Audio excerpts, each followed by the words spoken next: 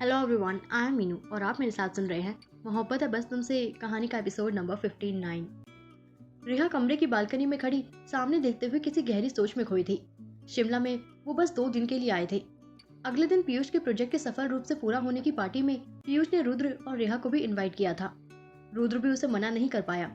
आखिर इतने वक्त में रुद्र पीयूष और मयंक का काफी अच्छा दोस्त जो बन चुका था। एक ठंडी हवा का झोंका रेहा को छूकर गुजरा तो रेहा ने अपने हाथ समेट लिए। अब उसे रुद्र को लेकर अपने जज्बात पता चल चुके थे, मगर उसे डर लगता था। डर लगता था उसका इनकार सुनने से, डर लगता था रुद्र को खोने से। ऐसे कम से कम रुद्र उसके साथ तो है। अगर उसने अपनी मोहब्बत का इजहार किया और रुद्र को खो दिया तो अब तो रुद्र के बिना जीना भी उसे बेगाना सा लगने लगा था। देर तक सोने वाली रेहा सिर्फ रुद्र को देखने के लिए सुबह जल्दी उठ जाती थी। हमेशा से बेतरबी से रहती आई थी वो, मगर अब उसको सजने संवरने का मन करता था। मन करता था बस एक मर्तबा रुद्र तारीफ कर दे, बस उसे देखकर एक दफा मुस्कुरा दे। लेकिन पीयूष के मामले में जिस तरीके से उसका दिल टूटा था, उसे फिर से किसी को भी नहीं खोना था। उसके अंदर हिम्मत ही नहीं थी कि वो रुद्र को खो सके। पीयूष भले ही उसकी पसंद मात्र था, मगर वो पहला लड़का था जिसे रिहा ने अपनी जिंदगी में जगह देनी चाहिए थी। भले ही अब वो सिर्फ दोस्त थे, मगर कहीं ना कहीं उस थप्पड़ का घाव अब भी दिल में था।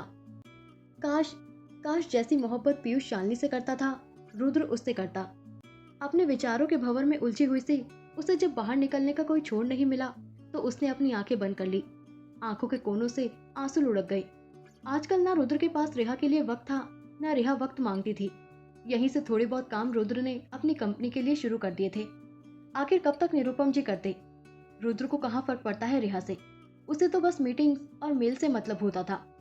मानती थी रेहा कि वो परफेक्ट नहीं है रुद्र की तरह, नहीं संभाल पाती वो हर चीज को एक साथ। उसकी तरह बिजनेस, फैमिली, रिश्ते सब कुछ नहीं संभाल पाती थी वो।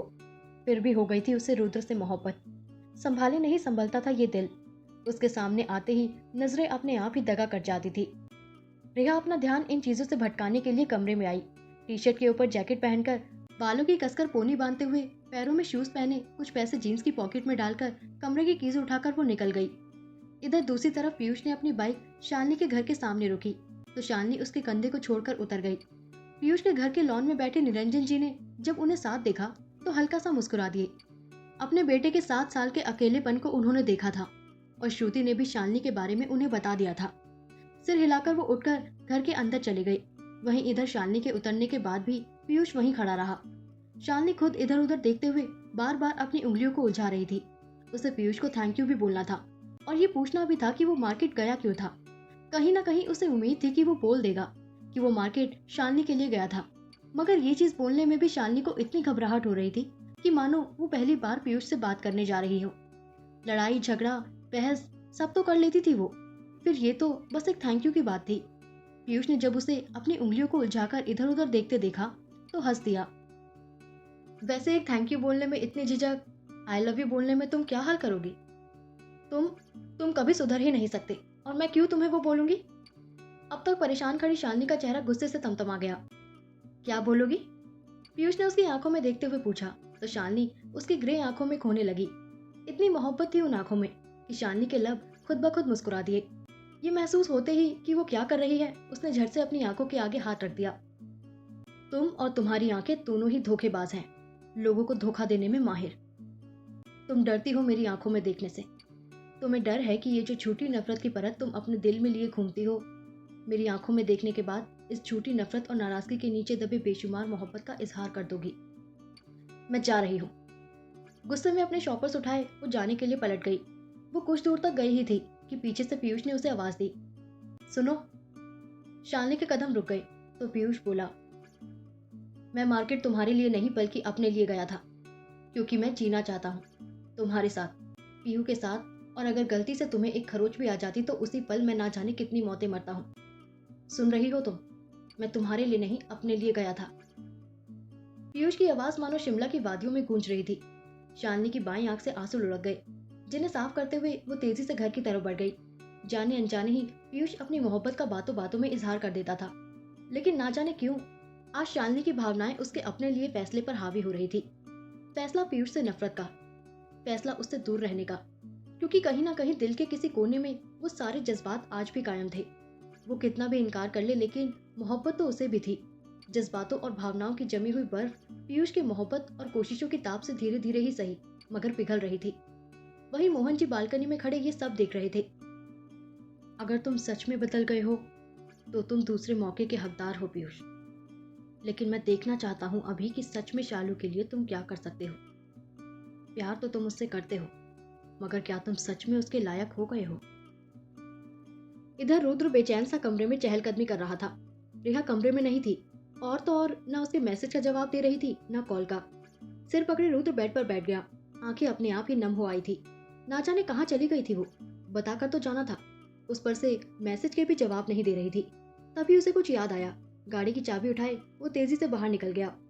लगभग 15 मिनट बाद रुद्र की गाड़ी एक झील के पास आकर रुकी। वो तेजी से बाहर निकला। उसे देखकर अंदाजा लगाया जा सकता था कि वो कितनी जल्दी में आया। आधे घंटे के सफर के रास्ते को 15 मिनट में पूरा किया था उसने। तेजी से भागते हुए वो झील के दूसरी तरफ पहुंचा और अपने घुटनों पर हाथ रखते हुए झुककर लंबी लंबी सांसें लेने लगा। सिर उठाकर उसने सामने देखा और जैसी उम्मीद उसको थी, रिया छोटे से चट्टान पर बैठी झील के शोर को सुन रही थी।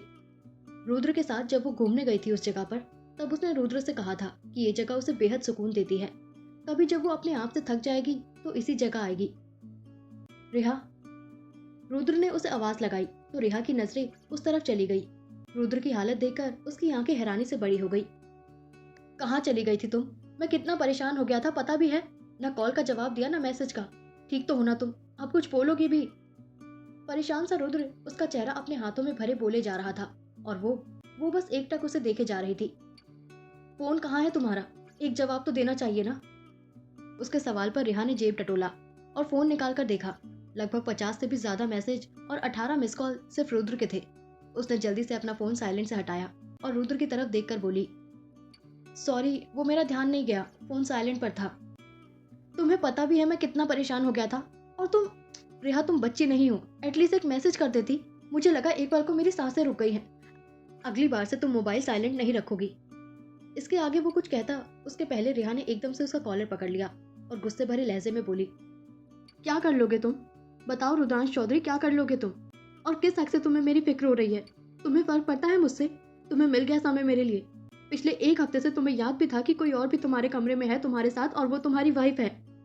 झटके से उसे छोड़ते हुए, हटो, तुम्हारे लिए मैं बस नाम की पत्नी या दोस्त हूँ। बाकी तुम्हें ना मुझसे कोई फर्क पड़ता है ना मेरी मौजूदगी से। जाओ अपने मीटिंग्स, मेल्स और क्लाइंट्स के साथ तुम बिजी रहो। I just hate you. तुम कभी किसी की फीलिंग्स को नहीं समझ सकते, कभी भी नहीं। रुद्रांश चौधरी, तुम काश कभी मुझे समझ पाते।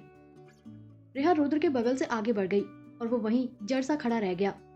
कहते हैं कभी कभी अपनी भावनाएं जताना भी जरूरी होता है, सामने वाले को एहसास दिलाने के लिए कि हम उससे कितना प्यार करते हैं। कभी कभी छुपी हुई भावनाओं को भी दिखाना पड़ता है। मगर रुद्र, वो तो बस खामोश मोहब्बत किए जा रहा था। हाँ, आजकल रिहा को वो वक्त नहीं दे पाता था। इसका मतलब ये तो नहीं था कि उसका ध्यान रिहा पर नहीं था। फिर चाहे देर रात को आकर रिहा के सर को सहलाकर उसका कंबल ठीक करके ही खुद सोना हो, या सुबह उठकर जाने से पहले रिहा को जी भर के देखना हो। रात भर काम करते वक्त वो जागे या ना जागे, मगर अक्सर उसकी रात रिहा को देखते हुए आंखों ही आंखों में कट जाती थी। मगर आज रिहा की बातों से उसके दिल में गहरी टीस सी उठी थी। कुछ देर वहीं ठहरकर जब रुद्र को सुकून नहीं मिला तो वो भारी कदमों से गाड़ी की तरफ बढ़ गया। इधर पीयूष घर के अंदर आया तो हॉल में सोफे पर बैठे निरंजन जी को देख उसके पैर ठिठक गए। निरंजन जी हॉल में बैठी नानी और आदि के साथ बात कर रहे थे। अच्छा अंकल, मैं चलता हूँ, बाद में आपसे मिलता हूँ। आदि पीयूष को देख उठते हुए बोला और तेजी से घर के बाहर निकल गया। पीयूष ने उसे जाते देखकर सिर हिला दिया। तभी उसका फोन रिंग करने लगा। स्वर का कॉल देखकर कॉल पिक करते हुए वो ऊपर सीढ़ियों की तरफ बढ़ गया। रुद्र वापस देर रात कमरे में आया तो रेहा सो चुकी थी। उसके पास आकर हमेशा की तरह उसके बिखरे बालों को चेहरे से हटाते हुए वो हल्का सा मुस्कुरा दिया। उसके सिर पर हाथ फेरकर कम्बल अच्छे से उड़ाकर खुद सोफे की तरफ बढ़ गया। नींद तो उसे आने से रही, इसलिए करवट लिए अपने सामने बेड पर सोती रेहा को वो ध्यान से देखने लगा। तभी रेहा ने करवट बदली और कंबल को चेहरे तक खींच लिया। रुद्र सीधे लेट गया। उसकी आंखों के कोनों से आंसू की बूंद लुढ़ककर कनपटी को भिगोने लगी। इधर रेहा भी अपने मुंह पर हाथ रखे अपने आंसुओं को रोकने की भरबस कोशिश कर रही थी, मगर आंखों के कोनों से निकलते आंसू उसके तकिए को भिगोते जा रहे थे। 2 दिन बाद शाम के लगभग 5 बज रहे थे। पीयूष के घर में काफी शोर शराबा मचा हुआ था। तिथि के कमरे में तिथि और श्रुति की बहस चालू थी। पार्थ एक तरफ अपने हाथ में टाई लिए खड़ा इंतजार कर रहा था उनकी बहस खत्म होने का। तिथि, मैंने कहा ना तुम ये ड्रेस पहनकर नहीं जाओगी। श्रुति ने तिथि को घूर कर कहा। तो तिथि ने वहीं रखा लॉन्ग सूट उठा लिया और बोली, मैं यही पहनकर जाऊंगी मैम।